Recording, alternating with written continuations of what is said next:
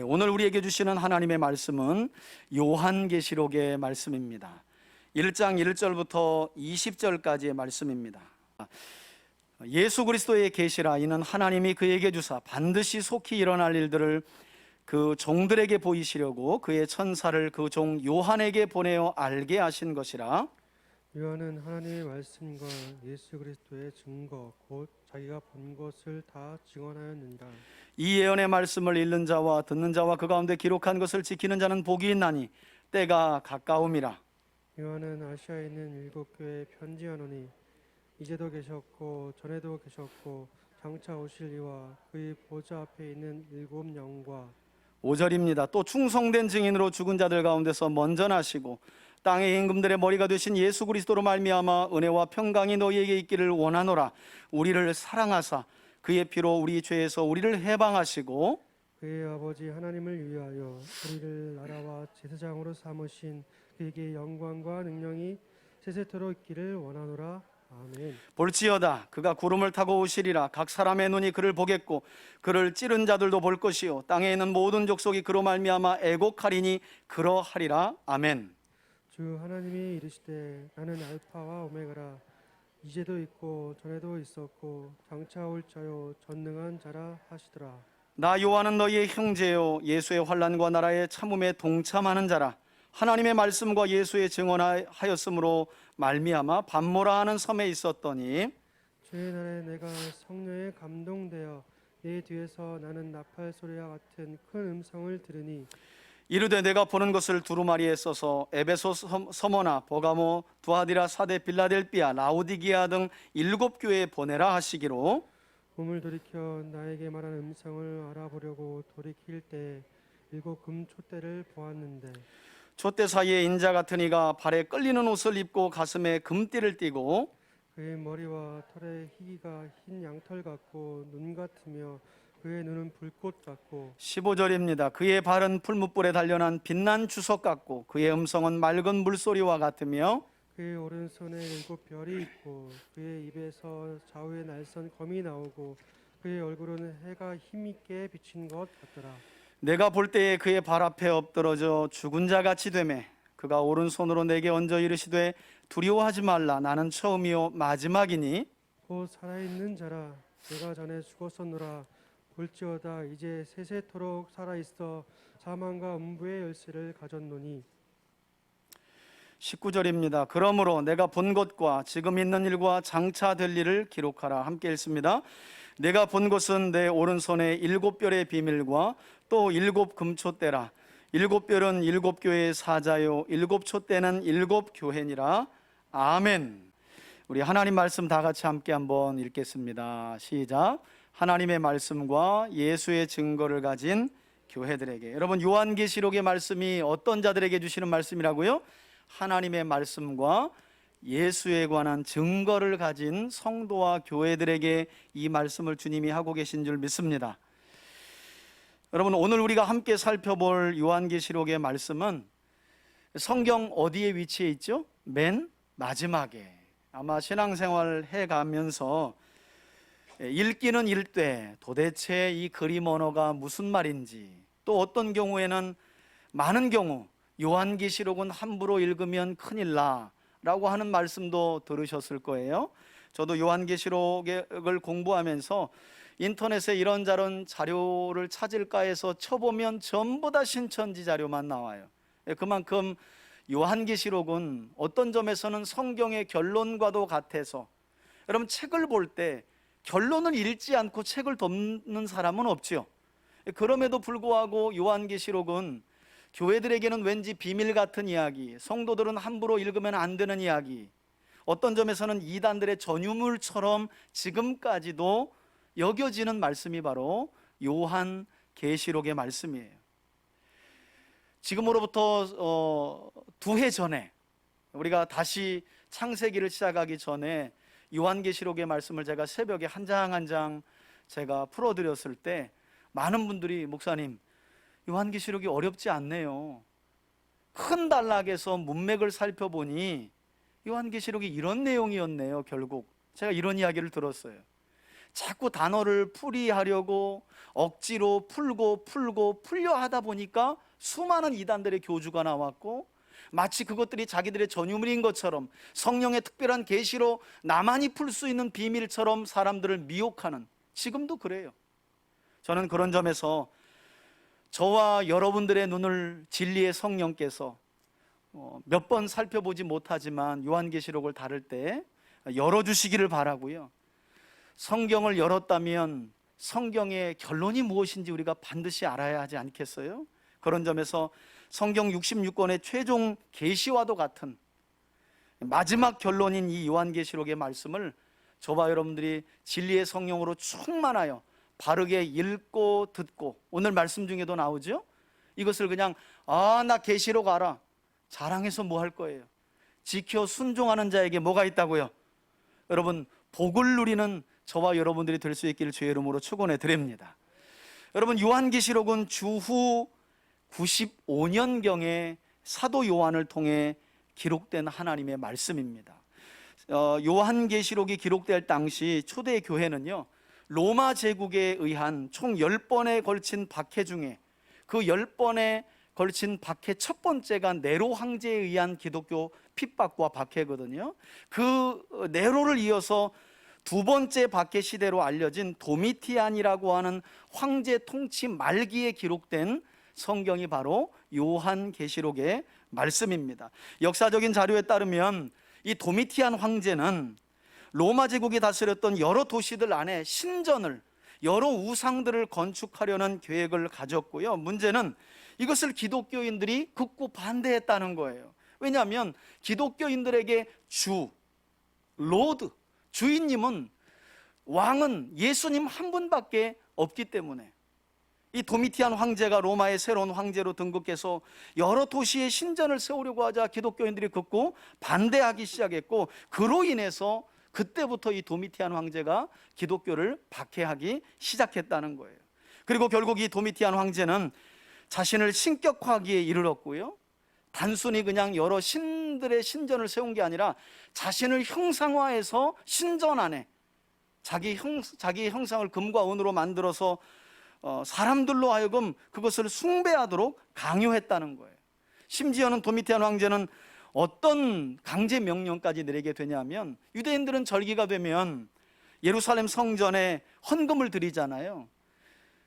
여호와께 헌금 드릴 필요 없다, 나 도미티안이 신이다, 그러니 그 헌금, 예루살렘에 드려질 헌금을 나에게 가져와라. 여러분, 그때까지만 해도 사실은 기독교와 이 유대교라는 게 지금처럼 이렇게 명확하게 갈라져 있지가 않았어요. 기독교인들은 대부분 유대교 전통을 따라 하나님을 섬겼어요. 다만 예수님이, 유대인들이 죽였던 십자가에 못 박아 죽인 예수님이 주님이시라는 거, 구세주라는 거, 메시아라는 걸 받아들였죠. 그러나 전체적인 신앙의 문화라든가 어떤 패턴은 유대교를 닮아간 거예요. 그런 유대인들과 기독교인들이 성전에 드려지는 헌금을 황제에게 바치려고 하니 바치겠어요? 이걸 반대했더니 그때부터 이 도미티안이 내린 명령이 뭐냐면 재산 몰수예요. 재산 몰수. 특별히 기독교인들 재산을 그냥 싹 다 몰수해서 깡통차게 만든 거예요. 여러분, 바로 이런 엄중한 박해 중에 초대교회 당시 최고의 지도자였던 이 사도 요한이 오늘 성경에 기록되어 있죠. 반모라고 하는 섬으로 유배를 당해서, 학자들에 따르면 이 반모 섬은 소아시아 지역에서 좀 떨어져 있는 섬에 위치한 이 반모라고 하는 섬은요, 철광석을 캐는, 강제 노역을 하는 중죄인들이 섬으로 끌려가서 철광석을 캐는 그런 강제 노역을 했던 그런 장소였다고 그래요. 지금 여러분, 사도 요한이 바로 그곳으로 유배당해서 오늘 요한계시록 11장 10절의 말씀에 나오죠. 주의 날, 그러니까 오늘날로 말하면 주일에 성령의 감동을 통해 하나님께서 유배 와 있는 이 사도 요한에게, 강제 노역 중에 있는 사도 요한에게 열어서 보여주신 계시의 말씀이 이제 오늘부터 우리가 함께 살펴볼 요한계시록의 말씀이라는 거예요. 자, 그럼 요한계시록의 서론에 해당되면서 계시록 전체의 내용을 압축하여 요약하고 있는 오늘 본문의 말씀을 우리가 함께 살펴보기를 원하는데, 여러분 1절을 한번 보시겠어요? 먼저 1절을 보시면 사도 요한은 자신이 보았던 이 계시의 근원을 먼저 설명하고 있죠. 이제부터 자신이 기록하고 있는 이 말씀은 누구의 말씀이라고 1장 1절부터 시작하고 있느냐? 예수 그리스도의 뭐라고요? 계시라고 말씀해요. 예수님께서 주신 계시다. 적지 않은 분들이 계시와 묵시를 많이 헷갈려 하는데요, 구약을 읽다 보면 에스겔서나 다니엘서를 보통 우리가 묵시문학이라고 말해요. 그러나 요한계시록은 묵시가 아니라 반드시 1장 1절에 보니까 뭐라고 말해요? 계시라고 말하죠. 여러분, 문자 그대로의 의미라고 보시면 될 것 같아요. 계시는요, 열어서 보여준다는 거예요. 숨김이 없이. 묵시라는 말은 그것과는 조금 다르게요, 잠잠하고 은연중에 드러낸다는 거예요. 그러다 보니까 묵시문학을 보면 그림으로 된 것이 많고 도대체 무슨 얘기하는가, 비유적인 표현들이 많아요. 그러나 계시는 그렇지 않아요. 누구든지 열어서 밝히 볼 수 있도록 하나님의 뜻을 보여주는 게 계시예요. 그런 점에서 요한계시록의 말씀은 잠잠히 그리고 은연중에 하나님의 뜻을 보여주기 위해 기록된 말씀이 아니라는 거죠. 오히려 누구든지 이 말씀을 열어서 하나님의 뜻을 볼 수 있도록 기록된 말씀이 무엇이다? 요한계시록이라는 거예요. 그러니 여러분들 스스로 안에 요한계시록은 어렵다, 도대체 무슨 말인지, 여러분, 저는 날 때부터 이 말씀을 알고 태어났겠어요? 말씀을 읽고, 특별히 요한계시록뿐만이 아니라 창세기부터, 특별히 요한계시록은 여러분, 창세기부터 성경을 바르게 읽지 않으면 전부 다 계시록 연구하다 이단으로 빠져요. 그리고 요한계시록 내가 알고 있는데 가르쳐 줄게, 따라갈 필요도 없어요. 100% 잘못되어 있어요. 창세기부터 성경을 균형 있게 바르게 읽은 사람들만이 요한계시록을 문제없이, 억지 해석 없이, 과잉 해석 없이 풀 수 있다는 거예요. 자, 이렇게 열어서 명확하게 보여주기 위해 계시된 요한계시록의 말씀은 그 출처가 누구라고 요한이 증언하느냐, 이어지는 말씀을 보니까 요한이 이렇게 그 출처를 밝힙니다. 자기가 받은 계시는 예수 그리스도의 계시인데 이것이 누구에게로부터 온 것인가? 이는 하나님이 그에게, 여기서 그는 당연히 예수님이죠. 그리고 이 계시의 말씀은 반드시 속히 일어날 일들에 대한 관한 것들인데, 그것을 그 종들에게 보이시려고 하나님께서 예수님에게, 그리고 예수님은 그 다음에 누구를 통해? 그의 천사를, 그리고 마지막으로 그 종 누구에게? 요한에게 보내어 알게 하신 것이라. 다시 말해, 지금 요한이 증언하고 있는 이 계시의 출처는 누구로부터 온 거라는 거예요. 예수 그리스도의 계시지만 누구로부터? 하나님으로부터 왔다는 거예요. 하나님께서 그리스도에게, 그리스도께서 천사에게, 천사를 통해 지금 사도 요한에게. 목적지는 어디고요? 교회와 성도들이죠. 그러므로 2절에서 요한은 자신이 받은 계시를 또 뭐라고 부르느냐? 하나님의 말씀과 예수 그리스도의 증거라고 부르면서 1절에서는 자신이 지금부터 기록하는 말씀을 예수 그리스도의 계시라고 말해놓고, 2절에서는 그 예수 그리스도의 계시를 뭐라고 다른 말로 표현해요? 이 계시는 하나님의 말씀과 예수 그리스도의 증거라고 불러요. 그렇게 부르면서 곧 자기가 본 것을 다 증언하였다고 말씀합니다. 우린 이런 요한을 그래서 뭐라고 불러요? 증인이라고 부르죠. 여러분, 증인이 뭐예요? 본 것을 증언하는 사람을 말해요. 자, 그런데 한편으로 이렇게 요한은 자신이 본 것을 글로써 우리가 보는 것처럼 책에 기록해 놨기 때문에 사실 요한계시록은 마치 우리에게는 그림 언어로 된 책처럼 어렵게 느껴질 수밖에 없다는 거예요. 저도 목사가 된 이후에 이 요한계시록의 대략적인 내용이 이런 내용이구나, 지금도 공부해 가면서 알아가고 있는데, 처음에는 단어 하나가 막히면 요한계시록이 안 넘어가는 거예요. 그런 요한계시록이 풀리나? 나중에 보니까 단어가 중요한 게 아니에요. 전체 하나님께서 22장의 내용을 통해 뭘 이야기하려고 하는지를 따라가면 단어가 술술술 풀리더라고요. 자, 뿐만 아니라 사도 요한은 3절에서 이렇게 반드시 속히 이루어질, 자, 처음에는 예수 그리스도의 계시라 이렇게 말했죠. 두 번에는 이것은 하나님의 말씀과 예수 그리스도의 증거다 이렇게 말해요. 그리고 세 번째는 그 계시와 하나님의 말씀과 예수 그리스도의 증거를 뭐라고 또 표현해요? 이 예언의 말씀이라고. 3절 보세요. 이 예언의 말씀을 어떻게 하는 자가 복이 있다고요? 읽는 자와 듣는 자와 또 그 가운데 기록된 것을 지키는 자는 복이 있나니. 왜 복이 있답니까? 때가 가깝기 때문이라고 요한은 증언해요.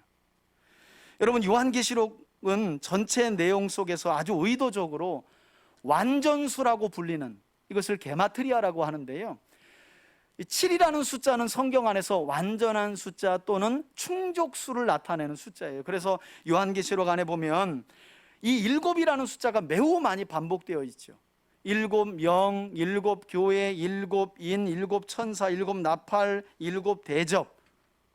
자, 그 중에서 특별히 복이 있다라고 하는 말씀도 총 7개가 나오는데요, 흥미롭게도 여기 1장뿐만 아니라 6번째로 등장하는 복이 있다라고 하는 말씀도 어떤 사람들을 향해 선포되느냐, 사도 요한은 이 계시의 말씀을 기록하면서 이 말씀은 아무나 읽으면 안 된다, 큰일 난다, 이렇게 주신 말씀이 아니라 누구든지 열어서 읽고 듣고 그 기록된 말씀을 지켜 순종함으로 뭘 받도록?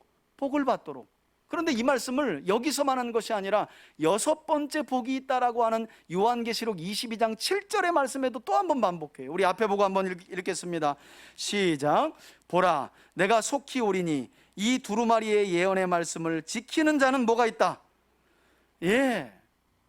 그러니 여러분, 어떤 누가 이 말씀은 한 번으로 읽으면 큰일 나, 이 말은요, 그분이 지금 요한계시록을 잘 모르는 사람이에요. 그러니 자꾸 읽어보지도 않고 어렵대. 그리고 성경 강좌나 통독에 와서 들어보지도 않고 어렵대. 왜 어려울까요? 안 읽고 안 들으니까 어렵지요. 왜 듣고 지켜 복을 못 받아요? 읽어야, 들어야, 그래야 지킬 믿음이 생기고 지킬 때 복이 된대잖아요.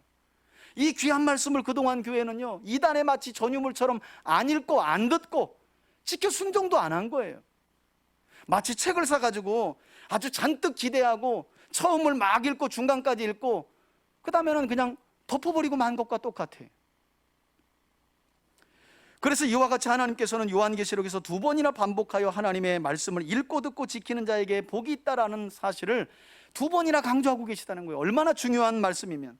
저는 그러므로 우리 3대 가족들이 이 요한계시록의 말씀을 더 이상 덮어놓고 믿지 않는 사람들이 되길 바라고요, 열어놓고 믿되 요한계시록이 한 권뿐만 아니라 성경 66권의 말씀을 읽고 듣고 지켜 살아감으로 하나님이 성경 안에 기록하신 약속된 복을 저와 여러분들이 충만하게 이 땅에서 누려갈 수 있기를 주의 이름으로 축원해 드립니다.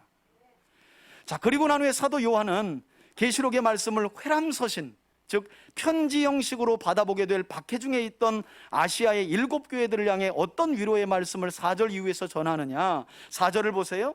요한은 아시아에 있는 7교회에게 편지하노니, 이 7교회는 이제 2장과 3장 이제 있는 일로 기록되고 있는데, 에베소 교회, 서머나 교회, 버가모 교회, 두아디라 교회, 사대 교회, 빌라델비아 교회, 라오디게아 교회를 말해요. 요한은 이 계시의 말씀을 그들에게 이렇게 전합니다. 이제도 계시고 전에도 계시고 장차 오실 이와 그의 보좌 앞에 있는 어떤 영이요? 7 영과, 이렇게 말해요. 여러분, 많은 분들이 이제도 계시고 전에도 계시고 장차 오실 분이다 하니까 이분이 누구로? 예수님으로 알아. 아니에요. 여기서 이분은 여러분 하나님이에요. 성부 하나님이에요. 성부 하나님. 그리고 당연히 7 영은 무엇을 말할까요? 완전한 지혜를 가지신 성령님을 의미해요. 그러니까 지금 사도 요한은 예수 그리스도의 계시, 하나님의 말씀과 예수 그리스도에 대한 증거, 그리고 이 예언의 말씀이라고 불려지는 이 요한계시록을 지금 누구의 이름으로 교회들에게 전하고 있느냐? 성부 하나님, 이제도 계시고 전에도 계셨고 장차 오실 성부 하나님과 완전한 지혜의 영으로 충만하신 7 영 되신 성령님, 그리고 이제 마지막으로 5절 이후에 보면 누구의 이름으로 위로를 전하고 있다고요? 5절 보세요. 또 충성된 증인으로, 그분은 충성된 증인이라는 거예요. 죽은 자들 가운데 먼저 나시고 부활을 의미하죠. 뿐만 아니라 땅의 임금들의 머리가 되신, 지금 사도 요한이 요한계시록을 기록할 당시만 해도 땅의 임금은 로마 황제예요. 그 사람이 사람들을 죽이고 살리는 절대 권한을 가지고 있는 것처럼 보였거든요. 그래서 하나님께서는 계시의 말씀을 통해 사도 요한에게 이렇게 자기 자신을 계시하셔요. 예수 그리스도를 이렇게 기록하고 있어요. 땅의 임금들이 도미티안이 아니라 땅의 임금들의 머리가 되신 누구라고요? 예수 그리스도로 말미암아 은혜와 평강이 너희 곧 박해 중에 있는 교회들에게 있기를 원하노라. 여러분, 이렇게 해서 요한계시록은 말씀드린 것처럼 성부, 성자, 성령 곧 삼위일체 하나님의 이름으로 박해 중에 있는 교회들을 위로하고 있다는 거예요.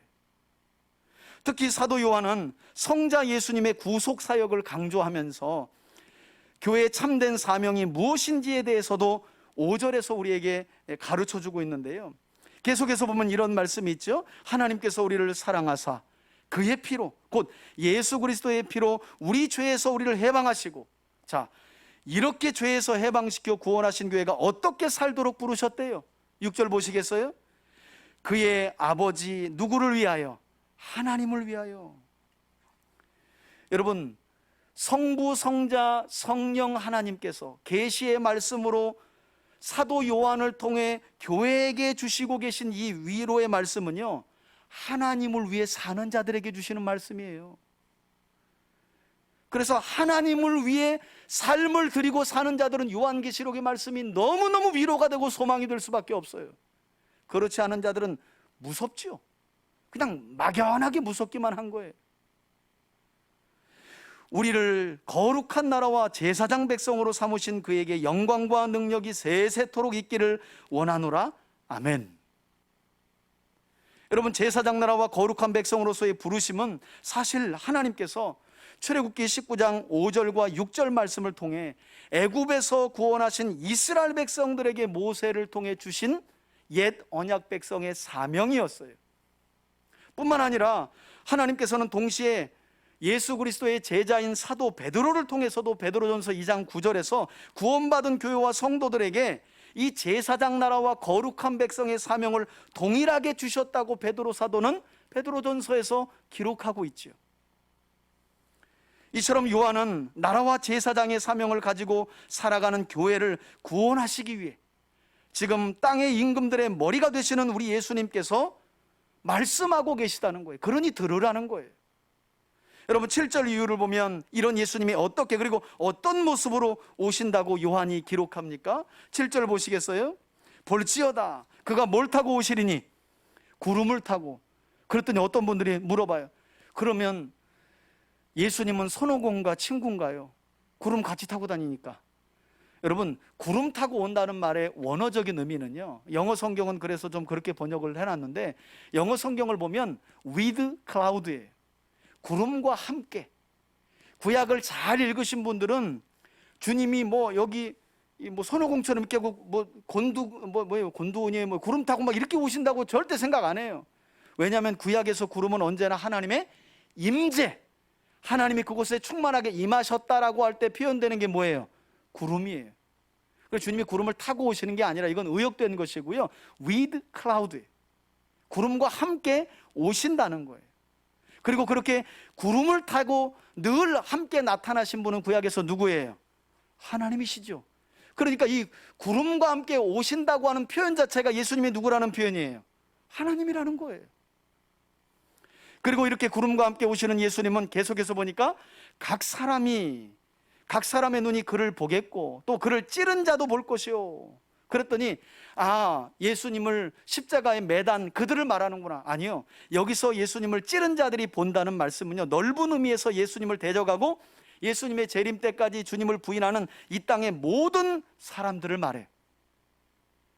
그리고 땅에 있는 모든 족속이 그로 말미암아 뭐 한다고요? 애곡하리니, 다시 한번 6절에 의해 사도 요한은 그러하리라 하고 어떻게? 아멘. 그래서 학자들은 아니 왜 하나님의 말씀마다 아멘 아멘이 있는가? 그래서 제가 서두에 여러분 이 요한계시록의 말씀은 서신서의 형식을 가졌다 그랬죠? 초대교회 당시에 여러분 사도들의 편지는요 교회들마다 전해졌고요, 누군가 지도자가 지금 저처럼 성경을 읽는 거예요. 그래서 읽는 자가 있고 그 읽으면 뭐 하는 자가 있어요? 듣는 자가 있는 거예요. 그리고 지켜 순종하겠다고 함께 뭐 하고요? 아멘 하는 거죠. 이런 형식으로 요한계시록이 사실 읽혀졌어요, 초대교회에는. 다시 말해 성자 예수님의 다시 오심은 그분을 믿는 자들에게는 구원을 위한 오심이지만, 오늘 7절 말미에 보니까 그를 믿지 않는 예수님을 믿지 않는 자들에게 예수님의 다시 오심은 심판을 위한 사실임을, 심판을 위해 오신다는 사실을 요한이 이처럼 증언하고 있는 거죠. 그리고 이어지는 8절을 보시면 이때 하나님께서 이렇게 말씀하십니다. 주 하나님이 이르시되 나는 시작 알파와 끝 오메가라. 자, 그리고 또다시 4절에서 언급된 내용이 여기 반복되고 있죠. 하나님은 어떤 분이시라고요? 이제도 계시고 전에도 계셨고, 그리고 장차 올 자여 어떤 분이라고요? 전능한 자라. 여러분, 국어 공부 좀 잘하셨나요? 네, 저는 학교 다니면서 국어를 좋아했어요. 여러분, 시제를 말할 때는 항상 기본이 뭐예요? 과거, 현재, 미래예요. 그런데 이상하게 요한계시록을 기록하는 사도 요한은 하나님이 어떤 분인지에 대한 이야기를 할 때 시제를 현재로 시작해요. 이제도 계시고 전에도 계셨고 장차 오실리라. 왜 그럴까요? 여러분, 지금 현재 하나님이 고난과 박해 중에 있는 교회들과 함께하고 계시다는 사실을 은연중에 강조하려고, 지금 너희들이 볼 때는 아무리 봐도 하나님이 살아계신 것 같지 않지. 왜? 아니, 예수님이 그렇게 전능하신 분으로 교회와 함께 하신다면 교회 지도자들이 저렇게 끌려가서 박해 중에 순교하고 교회가 저렇게 핍박당할 수 있나? 심지어는 최고의 지도자인 사도 요한도 지금 유배당해 있는 상황이잖아요. 하나님이 살아계시다면, 부활하신 예수님의 권능이 크시다면 어떻게 이런 일이 있을 수 있나? 아니라는 거죠. 이제도 계시다는 거예요. 하나님의 계획대로 이루어지고 있다는 거예요. 우리가 알지 못해서 그렇지. 그래서 사도 요한은 이 계시의 말씀을 아주 의도적으로 하나님이 어떤 분이신지를 이야기할 때 이제도, 여러분, 요한계시록은 이제도 우리와 함께하고 계신 하나님이 누구신지를 우리에게 가르쳐주고 있는 줄 믿습니다. 어떤 학자들은 요한계시록을 가르쳐 이건 역사적으로 봐야 된다, 2000년 로마의 핍박 아래 있었던 교회들에게 주시는 말씀으로 끝난 거다. 누가 그래요? 그분은 전에도 계셨어요. 또 어떤 학자들은 그래요. 이 요한계시록의 말씀은 함부로 풀면 안 된다. 왜? 저 미래의 종말 때 일어난 일이기 때문에 장차 오실 하나님의 모습만 그려요. 그렇지 않아요. 이제도 계신 하나님이 누구시고 그분이 이제도 우리와 함께 계셔서 이 땅을 어떻게 주관하고 계신지, 어떤 계획을 가지고 계신지 유일하게 교회와 성도들에게 그 사실을 말씀하고 계심을 저와 여러분들이 믿어야 할 줄 믿습니다. 이게 요한계시록을 보는 바른 눈이에요. 과거로 끝났다? 에이, 요한계시록의 말씀은 목사님 저 먼 미래에. 여러분, 그렇지 않아요. 요한계시록은 지금도 이 기록된 말씀 그대로 이루어져 가고 있다는 사실. 왜? 우리 하나님이 어떤 하나님이시기 때문에, 이제도 계신 하나님이기 때문에. 그 사실을 믿는 저와 여러분들이 되시길 주의 이름으로 축원해 드립니다. 여러분, 학자들에 따르면요, 이제도 계시고 전에도 계시고 장차 오실 전능자, 주가 되시는 분, 이 고백은 도미티안 황제가 여러 도시에 자기 형상을 세워놓고 사람들에게 고백하게 했던, 억지로 고백하게 했던 강제 숭배하는 문구였다고 그래요. 도미티안 황제 앞에서 이제도 계시고 전에도 계시고 장차에도 계실 전능하신 주 도미티안 황제요, 이렇게 숭배하도록 만든 문구였다는 거예요. 그런데 놀랍게도 사도 요한은 이것을 정면으로 반박하면서 주와 전능하신 분은 오직 여호와 하나님 한 분밖에 없음을 이처럼 놀랍게 고백하고 있는 거죠.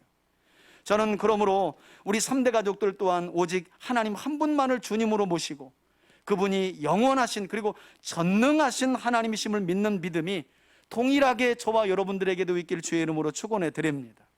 여러분, 이 믿음이 있으면요, 절대 환난 중에도 넘어지지 않아요. 항상 우리를 넘어지게 하는 게 그런 거잖아요.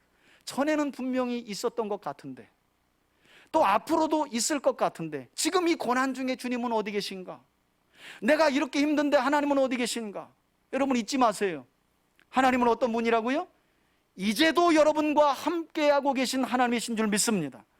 지금 사도 요한은 너무너무 박해와 고난으로 힘들어하는 교회와 성도들과 목회자들에게 하나님 너희 떠난 거 아니다, 이제 이후에 나오는 계시의 내용을 보세요. 본 것, 그 내용을 보시면 너무나 명확하게 그런 하나님의 뜻이 전달되고 있어요. 고난이라고, 교회가 핍박당하고 성도들이 박해를 당하고 있다고 하나님이 교회를 향해 손을 떼신 게 절대 아니라는 거예요. 여러분, 그리고 난 후에 사도 요한은 이제 본론으로 들어가서 9절부터는 계시록 전체 핵심 내용에 대해 설명을 하고 있는데, 9절을 보시겠어요? 먼저 지금 이 계시의 말씀을 기록하고 있는 사도 요한이 어떤 처지에 있다고 스스로 밝히고 있느냐? 9절 보세요. 요한은 너희의 형제예요. 교회를 향해 사도 요한이 이렇게 말해. 내가 너희 형제다. 여러분, 조금 이따 보세요. 진짜 형제가 어떤 사람인지 보세요. 여러분, 같은 교회 다닌다고 형제, 이건 표면적인 의미일 수 있어요. 여러분, 머리 대신 예수 그리스도를 섬기고 당신과 내가 한 주님을 섬기는 형제요 라고 말할 수 있는 사람들은 어떤 사람들이냐면 교회 다니는 사람이 아니라요, 9절 보시겠어요? 예수의 환난과 하나님의 나라를 위한 고난을 뭐 하는 자들?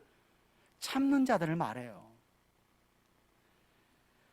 예수님을 믿는 증거를 가지고 살아가는 것 때문에, 이 땅에 이루어야 할 하나님 나라 때문에 당하는 고난을 인내하고 참는 자들만이 형제의 자격이 있는 거예요. 그런 사람들만이 서로를 형제라고 자매라고 부를 수 있는 거예요, 최소한 교회 안에서는. 그런 점에서 사도 요한이 교회를 향해 나는 너희 형제다 이렇게 말하죠. 형제다. 그러면서 뭐라고 말해요? 나는 너희와 함께 예수의 환난과 나라의 참음에 동참하는 자라. 여러분, 지금 무엇 때문에 사도 요한이 반모섬에 끌려와서 노역을 하고 있다고요? 그 뒤에도 나오죠. 하나님의 말씀과 누구를 증언한 것 때문에? 예수를 증언한 것 때문에. 조금 전 2절에서 요한은 자신이 본 계시의 말씀을 하나님의 말씀과 예수 그리스도의 증거라고 기록했잖아요. 결국 사도 요한은 이와 같이 하나님의 말씀을 증언함으로 말미암아 지금 반모라고 하는 섬에 유배되어 있게 되었다고 지금 설명하는 거예요. 하나님의 말씀이 아니었다면, 예수에 대한 증거를 가지고 살지 않았다면 사도 요한은 반모까지 끌려와 강제 노역 당할 이유가 없어요. 그것 때문에 끌려와 있는 거예요. 여러분, 놀라지 마세요. 이때 사도 요한의 나이가 몇 살쯤 되었을까요? 여러분, 90세가 넘은 나이예요.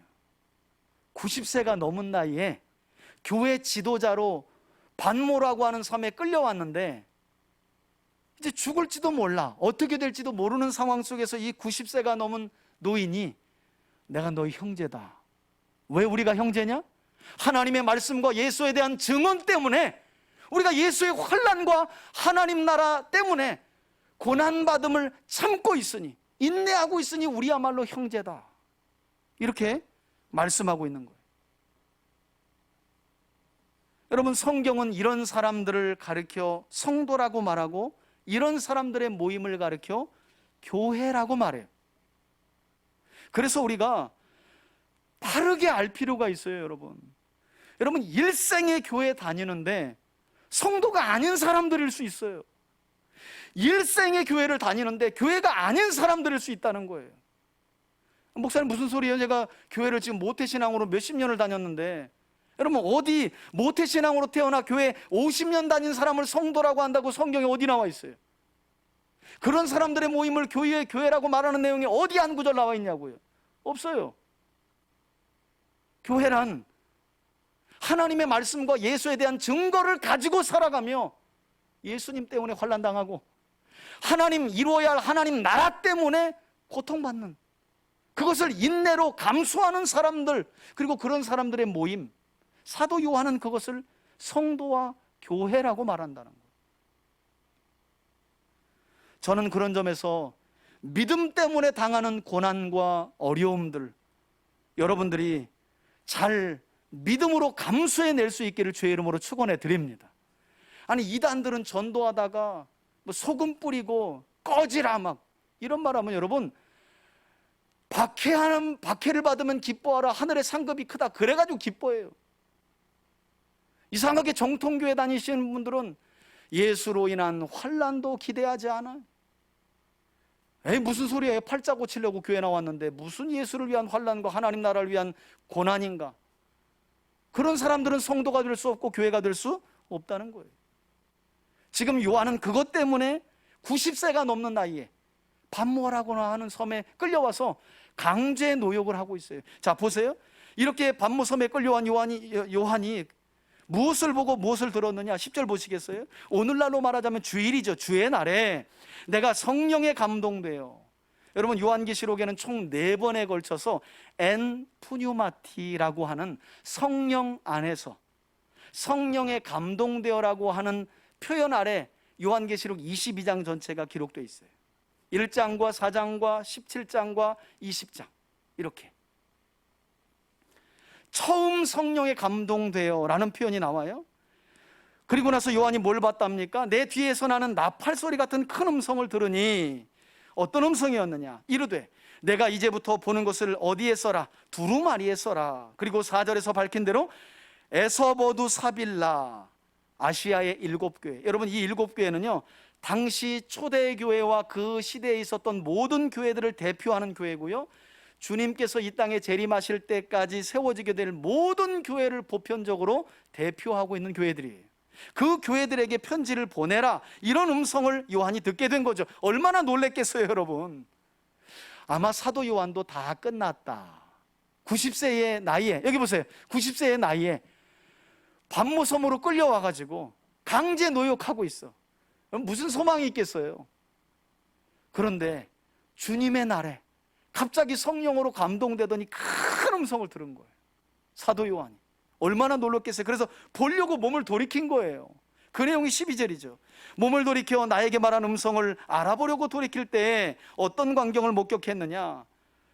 7개의 금초대를 보았는데, 여러분 굳이 해석하려고 하지 마세요. 이후에 마지막 절을 보면 자세한 해석이 그냥 자연스럽게 가장 정확하게 나와요.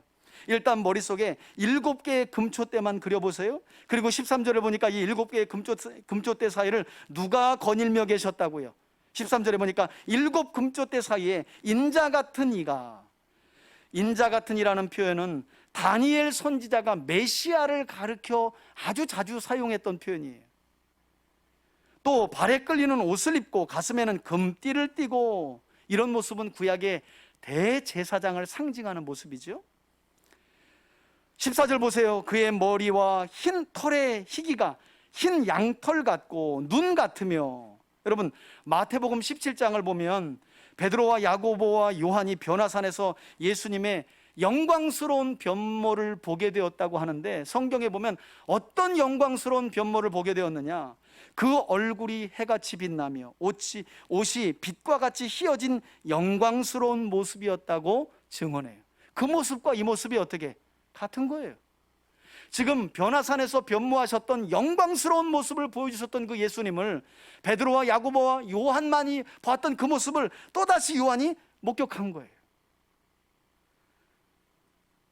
이렇게 영광스럽고 위험 있는 예수님의 모습을 요한이 보고 있었던 것인데, 뿐만 아니라 요한이 보았던 영광스러운 주님의 눈은 무엇과 같았고?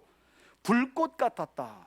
그리고 15절에 보니까 그분의 발은 풀무불에 단련한 빛난 주석 같고, 또 그분의 음성은 맑은 물소리와 같으며, 여러분 이것은 에스겔서 43장에 기록된 내용을 사도 요한이 비슷하게 인용하고 있는 건데요, 에스겔서 43장을 보면 이제 하나님 유다를 버리시고 떠나갔던 하나님의 영광이 다시금 유다로 돌아오는 그런 내용이 나오는데, 그때 설명되고 있는 그 영광스러운 모습과 아주 흡사한 모습이에요.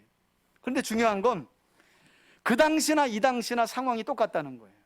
여러분, 하나님께서 에스겔서 43장에서 떠나간 하나님의 영광이 돌아올 때 이렇게 놀라운 일들이, 놀라운 모습으로 그리고 있어요, 에스겔서에 보면. 근데 그때 상황이 어떤 상황이었냐면, 여러분 유다 백성들이 바벨론에 망해가지고 포로로 끌려가가지고요 완전히 망했구나 이제. 그리고 심지어는 하나님이 우리를 버렸다, 이런 상황 중에 하나님이 에스겔 선지자를 통해 보여주신 영광스럽고 위험 있는 모습이 에스겔서 43장의 모습인데, 그 모습을 그대로 가져와가지고 지금 하나님은 사도 요한을 통해 고난 중에 하나님이 과연 지금 계신가 하고 두려워 떨고 있는 교회와 공동체의 성도들에게 똑같이 인용하면서 주고 계시다는 거예요.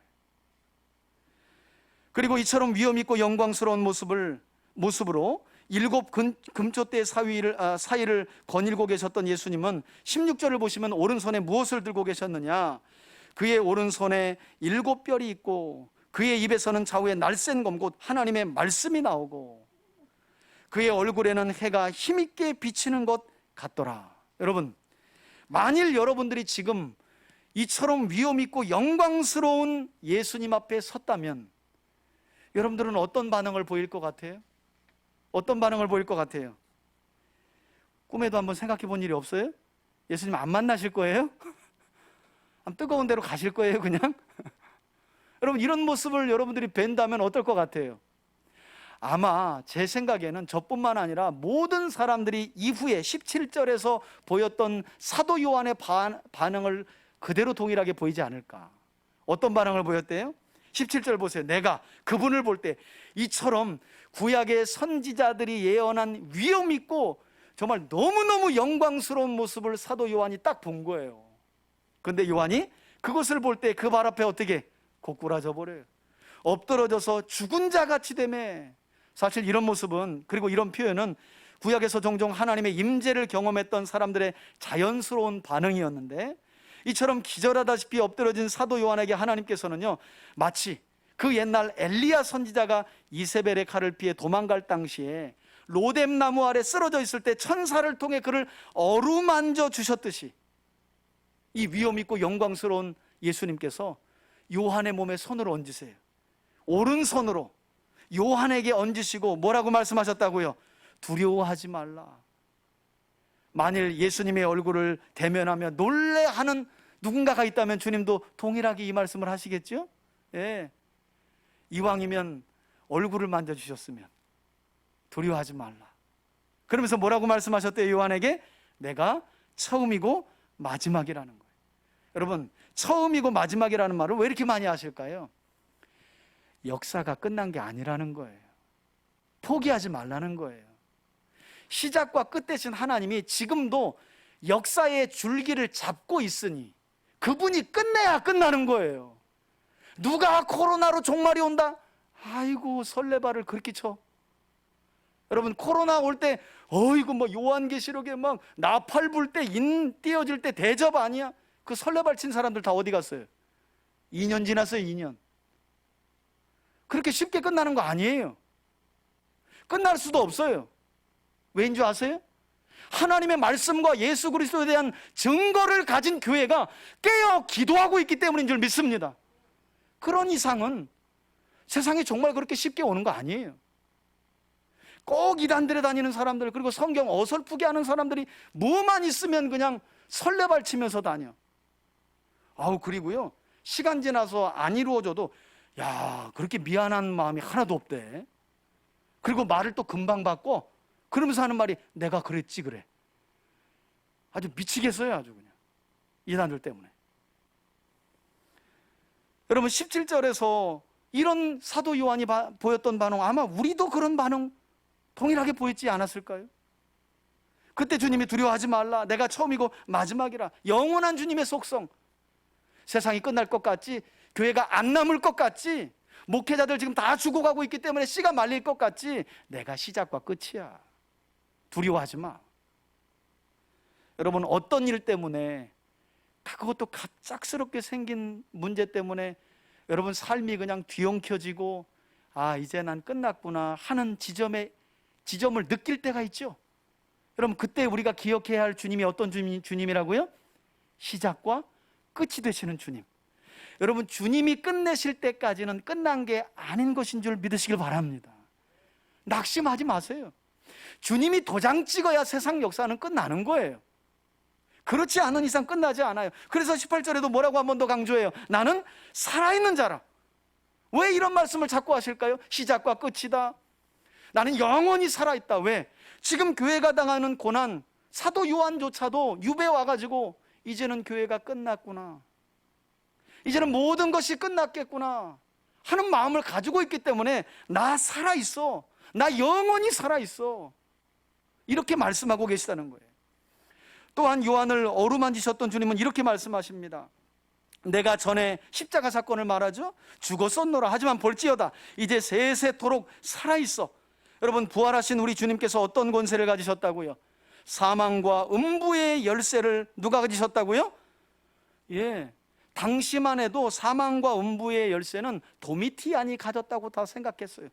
한 나라를 그냥 쑥대밭으로 만들고 살리고 죽이는 권한이 로마 황제에게 있었기 때문에 개인의 생명은 아무것도 아니에요. 그런데 그거 아니라는 거죠.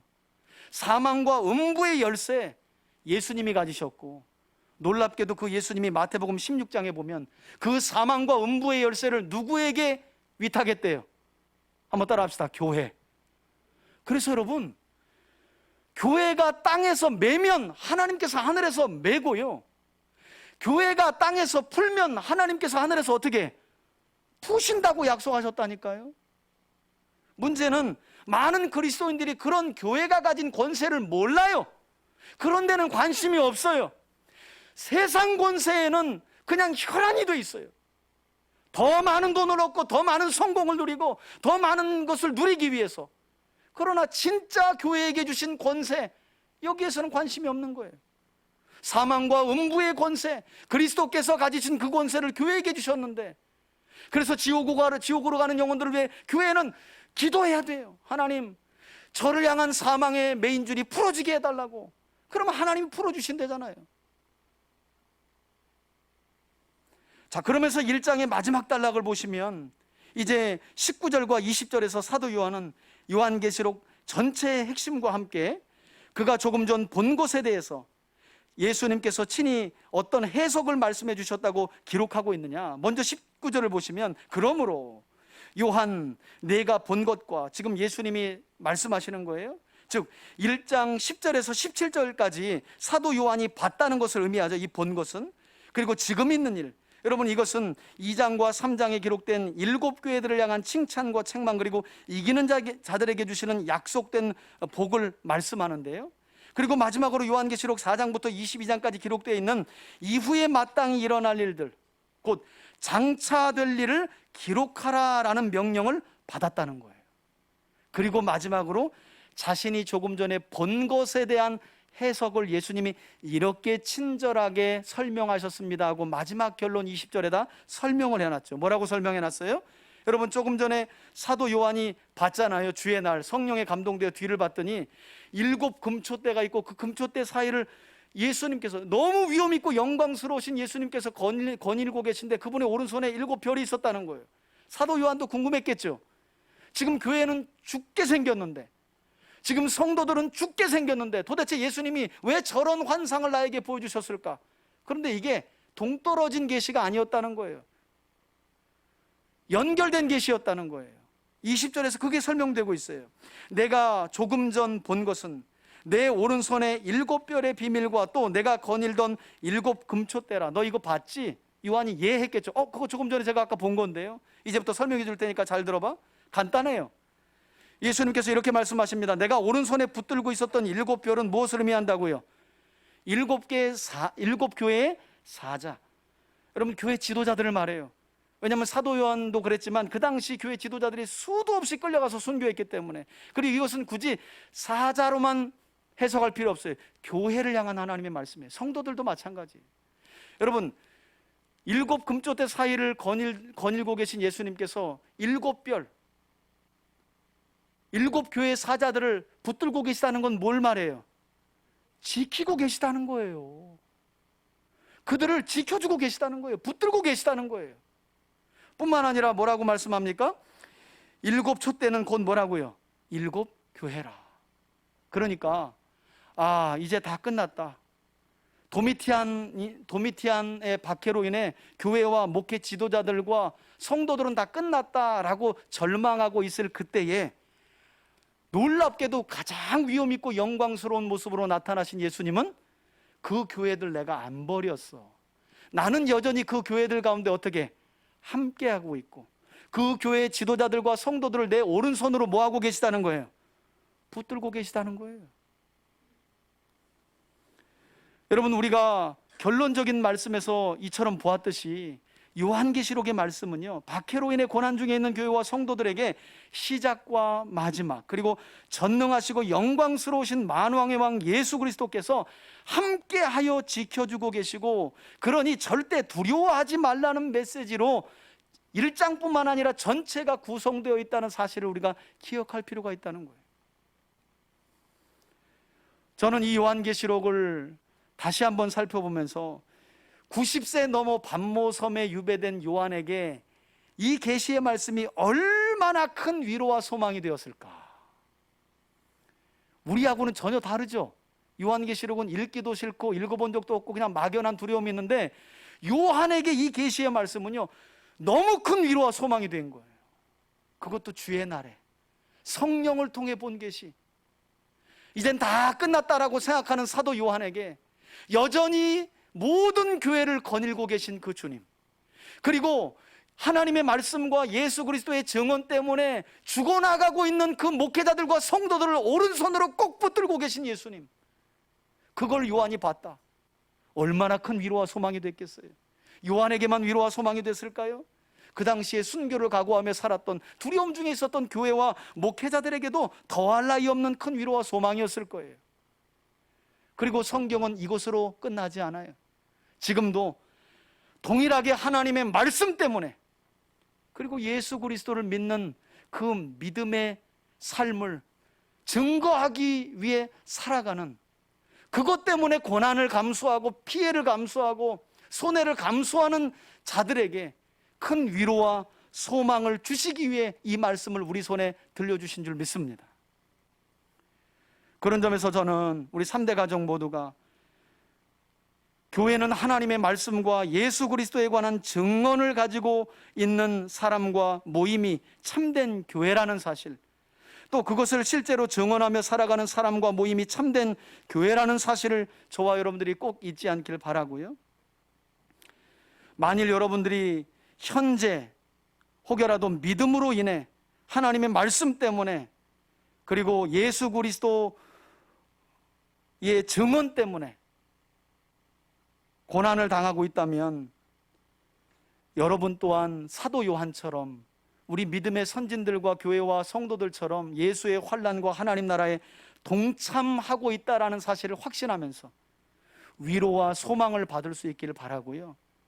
만일 내 삶에 이런 삶이 전혀 없다라고 한다면 회개하는 저와 여러분들이 될 수 있기를 주의 이름으로 축원해 드립니다.